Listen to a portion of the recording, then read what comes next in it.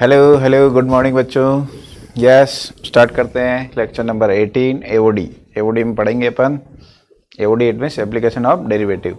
इसमें पढ़ेंगे maxima minima. वैसे कल स्टार्ट कर दिया था ये लेक्चर, सॉरी ये टॉपिक मैक्सिमा मिनिमा, उच्चिष्ट और निम्निष्ट। आपकी प्रश्नावली 6.5 की थ्योरी पढ़ रहे थे। मैंने लास्ट द्वितीय अवकलन विधि पढ़ा दी थी, है ना। तो आज पढ़ते हैं प्रथम अवकलन विधि, फिर क्वेश्चन करेंगे। उच्चिष्ट व प्रथम अवकलन विधि द्वारा, प्रथम अवकलन विधि द्वारा उच्चिष्ट व निम्निष्ट ज्ञात करना।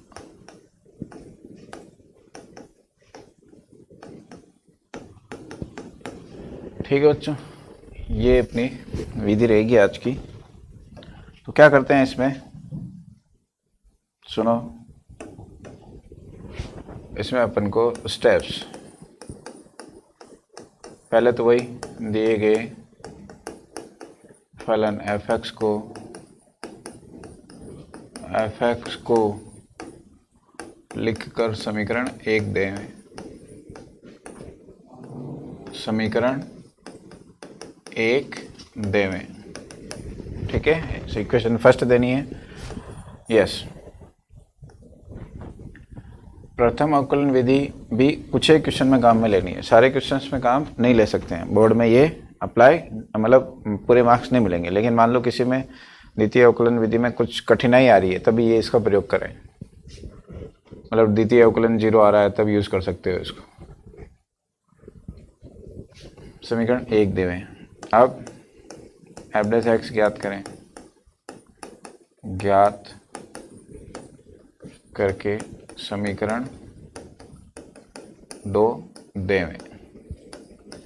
इसमें आपको एफ डबल डैश एक्स ज्ञात करने की जरूरत नहीं है, क्योंकि ये प्रथम अवकलन विधि है ना। तो क्या करना है नेक्स्ट, तीसरी स्टेप, चूंकि जो अपन उसमें 5 स्टेप लिखते थे वो यहाँ लिख रहे हैं। चूंकि उच्चिष्ट व निम्निष्ट के लिए, उच्चिष्ट व निम्निष्ट, ये सब आज बातें आप प्रूफ भी करेंगे सबको। निम्निष्ट के लिए एफ डैश एक्स 0 होता है। क्यों होता है ये भी देखेंगे आज। 0 होता है तो आपको तो ये लिखना है, ये लाइन लिखनी है क्वेश्चन में। 0 x के मान ज्ञात करके, x के मान ज्ञात करें, ठीक है। इसमें एफ डैश एक्स जब ज्ञात करो तब आपको देखना है कि x के गुणांक धनात्मक रखने हैं। नहीं रखोगे तो भी प्रॉब्लम सॉल्व हो जाएगी, फिर भी धनात्मक रखा करो। चलो अब क्या करना है, मान लो, माना x का मान आ गया C1, C2, C3, ये प्राप्त हुई। प्राप्त x के मानों को, प्राप्त x के मानों को संख्या रेखा पर लिखें। संख्या रेखा पर लिखें। संख्या रेखा किसकी है, क्योंकि यह संख्या रेखा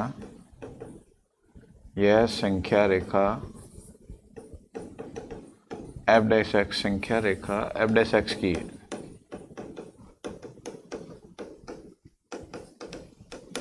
ठीक है,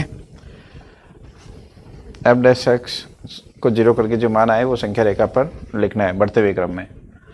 अब यहां से ध्यान से सुनना। फर्स्ट पॉइंट, यदि x बराबर C1 पर, x बराबर C1 पर एफ डैश एक्स का चिन्ह धनात्मक से ऋणात्मक में बदलता है तो x बराबर C1 धनात्मक से ऋणात्मक x बराबर C1 पर उच्चिष्ट होगा, उच्चिष्ट होगा। ठीक है, तथा उच्चिष्ट मान क्या होगा? उच्चिष्ट मान क्या होगा? जो मान आया उसको क्वेश्चन में रख दो। ठीक है, यही बात मैं देखो क्वेश्चन से सारी बातें क्लियर हो जाएगी। अभी ऐसे ही लिखो इसको। यदि x बराबर C2 पर f डैश x का चिन्ह, f डैश x का चिन्ह ऋणात्मक से धनात्मक में बदलता है। C2 पर चिन्ह मतलब इधर संख्या रेखा के ऋणात्मक है और उधर पॉजिटिव है, तो x बराबर C2 पर मिनिमा होगा, निम्निष्ट होगा। ठीक है, नेगेटिव से पॉजिटिव गए तो तथा निम्निष्ट मान क्या हो जाएगा? निम्निष्ट मान क्या हो जाएगा? f of C2। तीसरी बात, तीसरा पॉइंट, यदि x बराबर C3 पर f डैश x का चिन्ह अपरिवर्तित रहता है, अपरिवर्तित रहता है, तो x बराबर C3 पर न उच्चिष्ट, न उच्चिष्ट व न ही निम्निष्ट प्राप्त होगा। ये क्वेश्चन है। ठीक है, तो ये बातें आप ध्यान रखेंगे। एक क्वेश्चन करते हैं, दोनों विधि से क्वेश्चन करते हैं। उच्चिष्ट क्वेश्चन दे रखा है, फलन fx बराबर मान लो x cube minus 2x square, x cube minus 2x square minus 5x plus 6 के उच्चिष्ट व निम्निष्ट मान ज्ञात करो। उच्चिष्ट व निम्निष्ट मान ज्ञात करो।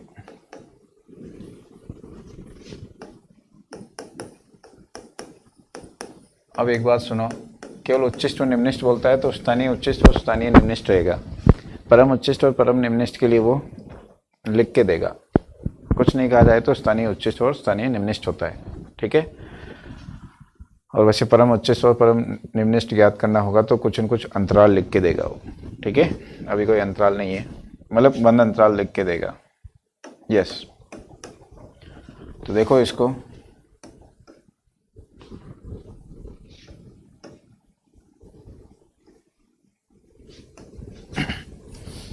सॉल्यूशन fx बराबर x cube minus 2x square minus 5x plus 6।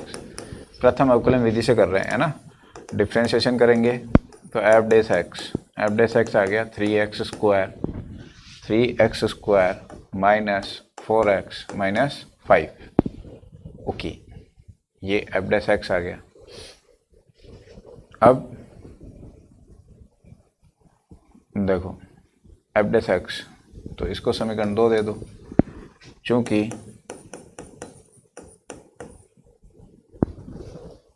देखो वैसे इसमें अभी गुणनखंड हो या नहीं हो वो अलग बात है, अपन को लिखो अभी तो। उच्चिष्ट व निम्निष्ट के लिए, उच्चिष्ट व निम्निष्ट के लिए f डैश x क्या होता है? 0 होता है, शर्त से। ये पहली शर्त होती है। तो समीकरण 2 से मान रखने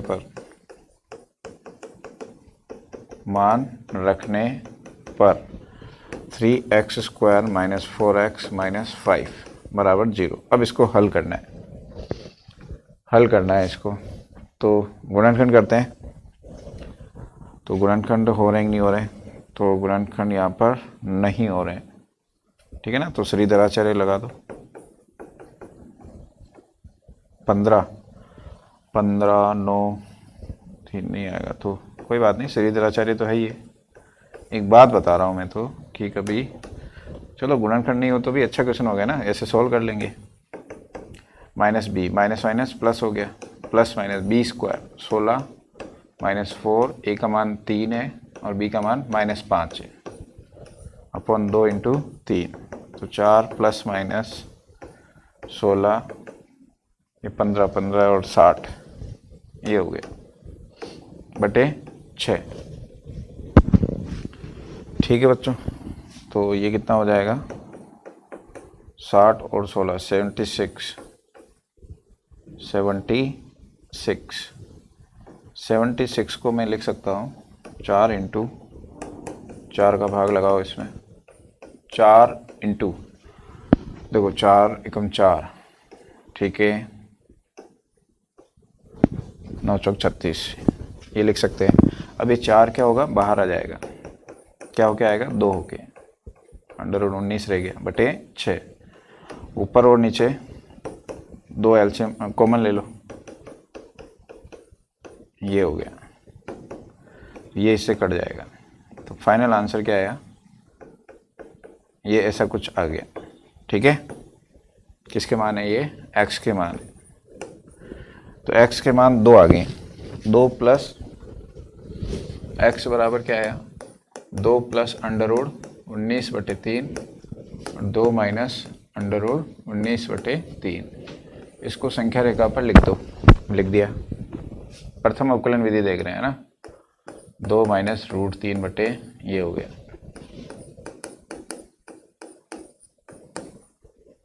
ठीक है बच्चों, अब जब आप f' का चिन्ह, यहाँ पर सारे चीज़ पॉजिटिव थे क्या, बिल्कुल f', ठीक है ना, ये f' है, तो हल किया अपन ने, सही चल रहा है। मान लो f' के चिन्ह नेगेटिव होते तो फिर अलग बात थी, अभी पॉजिटिव है तो अपन क्या लिख सकते हैं, प्लस माइनस प्लस, डायरेक्ट लिख दो, प्लस माइनस प्लस, हमेशा यही करना है, लेकिन वही संख्या रेखा की तरह ही है, ओ सॉरी एस समीकरण की तरह ही है। लेकिन मान लो ये आपको नहीं आता है तो कोई बात नहीं, भूल जाओ।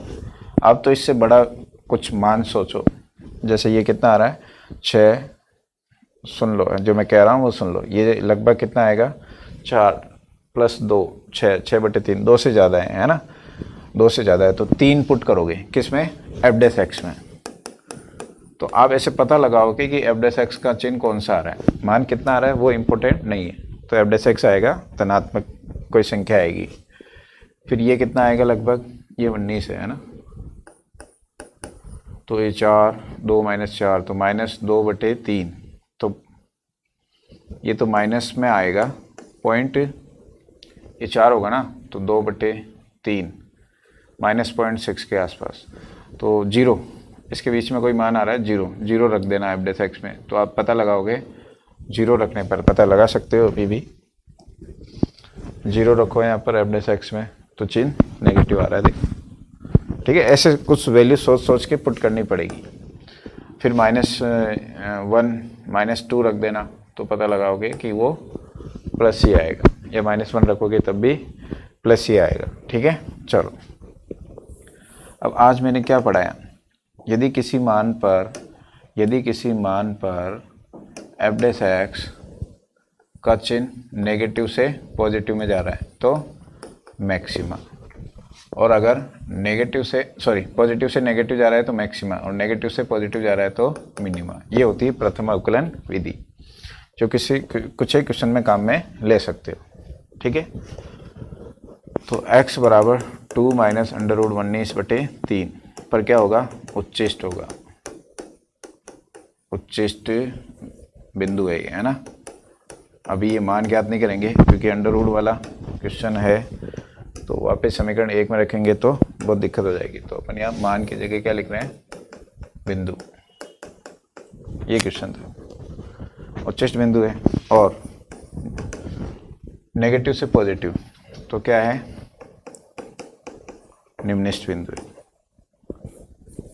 ये क्या है, निम्निष्ठ बिंदु है, निम्निष्ठ बिंदु। मान लो कोई एक मान ऐसा होता, मान लो जैसे कोई 10 मान आ रहा है ना, तो उधर भी प्लस आ रहा है, इधर भी प्लस आ रहा है, तो उस पर आंसर क्या देंगे, न तो उच्चिष्ट न निम्निष्ट। ये कहानी थी। ठीक है बच्चों, ये समझ में आ गया होगा। अब मान लो यही क्वेश्चन मैं दूसरे मेथड से करना चाहूँ तो द्वितीय अवकलन विधि से, M2 द्वितीय अवकलन विधि, यही करना है बोर्ड में ज़्यादातर, वो तो कभी अटक जाओ तो करना है। तो क्या था सॉल्यूशन दिया है, fx को लिख लो, fx को लिख दिया एक्स क्यूब। ऐसे मैंने क्वेश्चन लिया है, रेंडमली उठा लिया है क्वेश्चन, ऐसे ही है ना। ये हो गया। ठीक है, समीकरण नंबर 1 द्वितीय अवकलन विधि कल पढ़ाया था। फिर उसके बाद अवकलन करते हैं, F dash x 3x² minus ये 2x² है ना, तो -4x -5, समीकरण नंबर 2। अगेन डिफ्रेंशिएशन, यही बोला था उस टाइम। तो एफ डबल डैश एक्स, इसको सॉल्व करोगे 6x - 4, 6x - 4, समीकरण नंबर 3। अब यहाँ पर वही बात लिखोगे जो भी लिखी थी, चूँकि उच्चिष्ट व निम्निष्ट के लिए क्या होता है, एफ डैश एक्स बराबर 0। ठीक है, कल लिखवाई थी सारी स्टेप एज इट इज। समीकरण 2 से मान रखने पर तो समीकरण 2 ये रही, इससे मान रख देंगे, x का मान ज्ञात करना है। तो अभी मैंने ज्ञात किया था M1 से, अभी तो मैंने ऐसे लिख दिया है ना, बाकी आप ज्ञात कर लोगे। तो क्या आ रहा था मान, ये आ रहा था,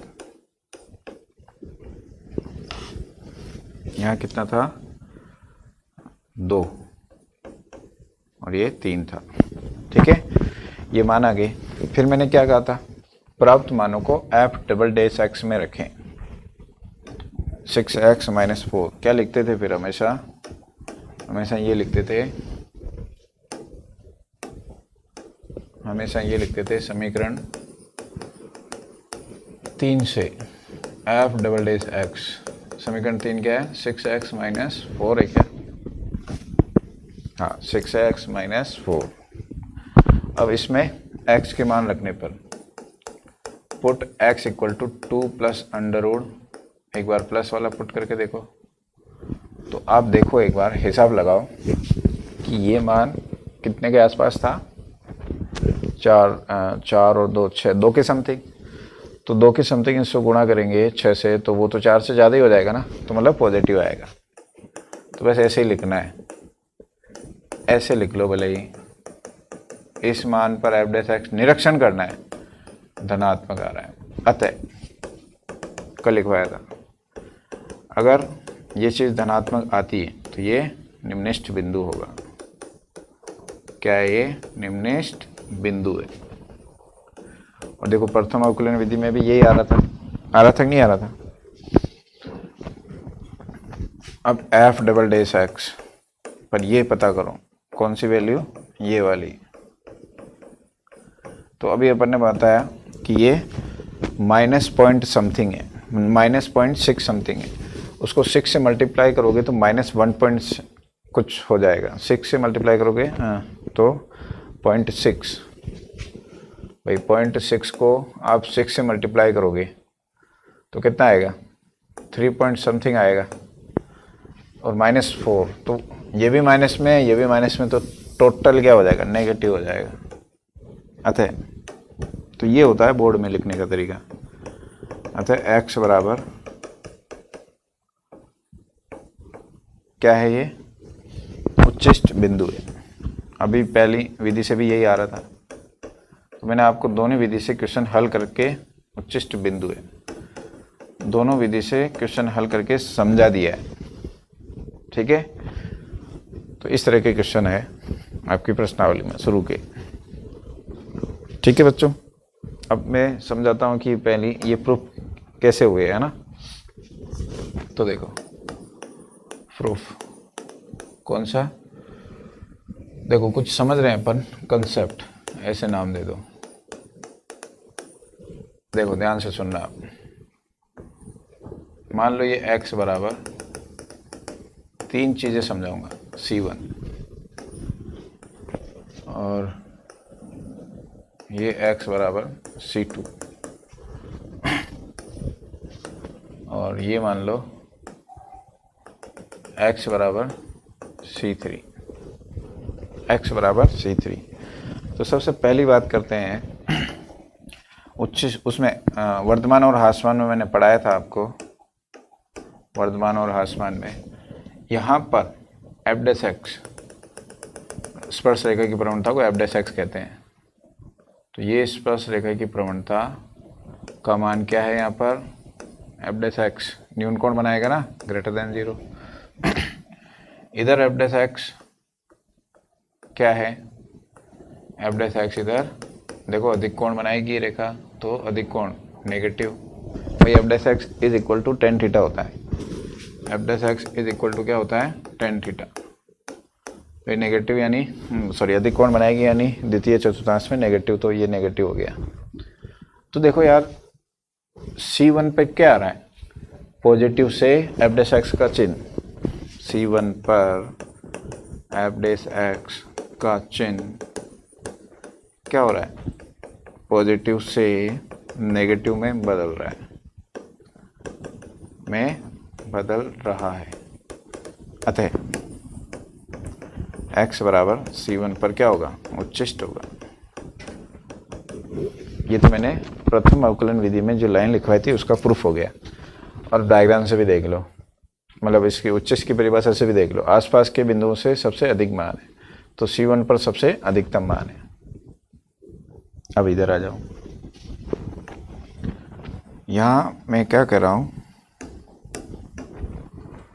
यहाँ पर एफ डैश एक्स इधर स्पर्श रेखा खींचोगे तो इधर एफ डैश एक्स नेगेटिव है, और इधर स्पर्श रेखा खींचोगे तो एफ डैश एक्स का मान पॉजिटिव दिख रहा है, ठीक है, न्यून कोण बनाएगी वो।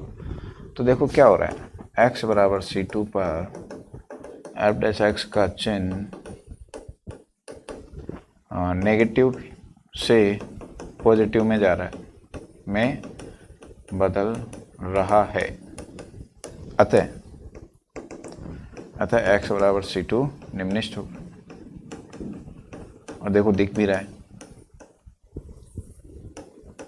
x बराबर C2 पर निम्नलिखित होगा, और डायग्राम से दिख भी रहा है, सबसे कम यहीं पर आ रही है। निम्नलिखित की परिभाषा क्या पड़ी थी, दोनों तरफ से मान कम हो, ठीक है, ये हो गया। यहाँ पर देखो एफ डैश एक्स का मान दोनों तरफ पॉजिटिव है, तो चिन्ह परिवर्तित नहीं हो रहा है। इधर भी क्या है, एफ डैश एक्स पॉजिटिव है, और इधर भी जैसे इधर स्पर्श रेखा खींची, इधर भी खींचोगे सॉरी नेगेटिव है, अधिक कोण बनाएगी ना ये रेखा, अधिक कोण बनाएगी रेखा है।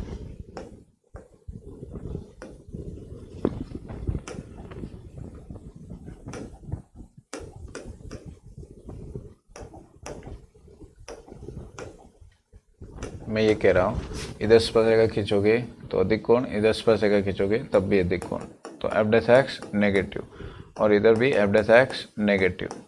तो चिन्ह बदल रहा है क्या, x बराबर C3 पर एफ डैश एक्स का चिन्ह नहीं बदलता है, का चिन्ह नहीं बदल रहा है, बदल रहा है।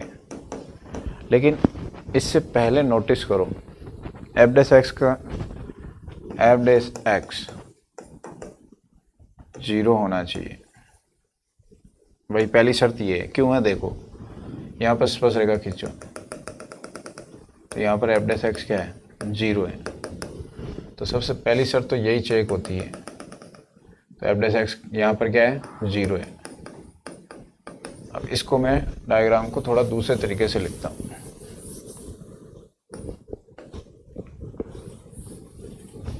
चलो एक कोई नहीं है, ऐसे बना लेते हैं। मान लो ये कोई ग्राफ है, एफ एक्स का ग्राफ है, और ये कोई x बराबर C3 है, ठीक है। तो देखो यहाँ स्पर्श रेखा खींचेंगे, यहाँ स्पर्श रेखा खींचेंगे तो यही आ जाएगी लाइन। तो यहाँ एफ डैश एक्स 0 तो आ रहा है, एफ डैश एक्स जीरो है, पर इधर भी एफ डैश एक्स का चिन्ह नहीं बदल रहा है, साइन वो का वही है भाई, इधर भी जीरो है इधर भी जीरो ही है, ना तो पॉजिटिव से नेगेटिव में जा रहा है ना नेगेटिव से पॉजिटिव में जा रहा है।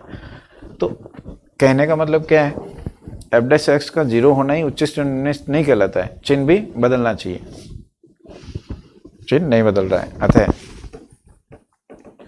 x बराबर C3 पर न तो उच्चिष्ट, सॉरी हाँ, न तो उच्चिष्ट व न ही निम्निष्ठ होगा,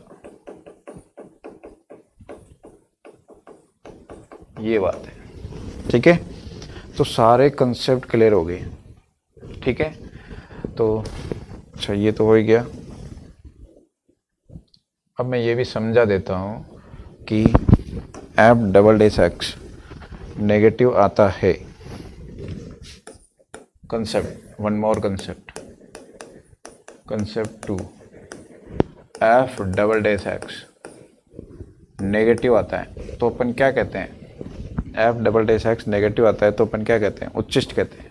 ठीक है, एफ डबल डैश एक्स का नेगेटिव आना उच्चिष्ट कहलाता है। अब याद करो, एफ डबल डैश एक्स अगर नेगेटिव आ रहा है तो किसकी शर्त हो गई है, अतः एफ डैश एक्स क्या हो गया, निरंतर वर्धमान फलन हो गया, निरंतर वर्धमान। वो फलन कौन सा होगा, निरंतर वर्धमान। चलो ये कल समझाऊंगा मैं। ठीक है बच्चों, टाइम हो गया अब, तो आज आपका होमवर्क है, ये क्वेश्चन करके लाएं 1 से 9 तक के, ट्राई करें आप। Okay, thanks for watching, bye.